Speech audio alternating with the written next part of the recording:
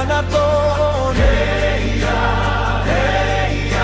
Sugalan dia sang Iloilo.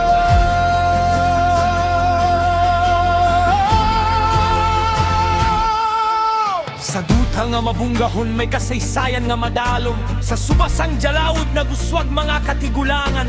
Nagbinuligay kag nagpangabudlay bontok sang una gintawag. Kusog sang tribo ginapabakot. Pumuluyon nag-isa kag nanguna padulong sa progreso kag paglaom. Sa abaka nagbangon simbahan, pagtuo kag paghigugma nagahari. Auxilium Christianorum giya sang banwa nga mahigugmaon. Halin sa bukid tugtog kapatagang, matamis nga kalamay simbolo sang katawan. Bisan din ka magkato San Enrique. Paroning pan, Lebanese sa tagipuson mo.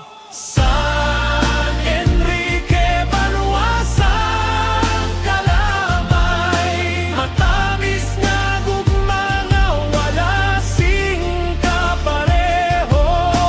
Sugalan dia sang Iloilo, proud kami nga diri natawo.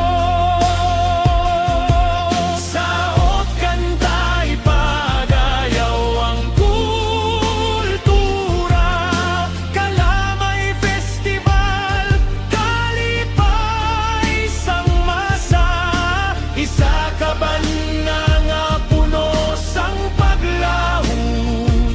San Enrique, amon gid nga dungo.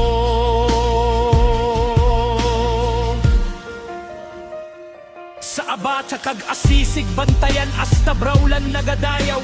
Tiabugaw Nuevo kag Tiabugaw Viejo, Camiri kag Compo nagakaisa. Katanagan kag Kubay Dakal kag Dumilis nagasidlak. Garita kag Hines Nuevo, imbang Pekeno nagahugyaw. Imbesadan kag Iproglip at kag Madarag. Madasigon mapili kag Pagama sinadyahon. Palhe nga puno sang Pangandoy, poblasyon Ilawod kag Ilaya. Sentro sang Paglaom kag Kalinong, Kinolban kag Rumagayray.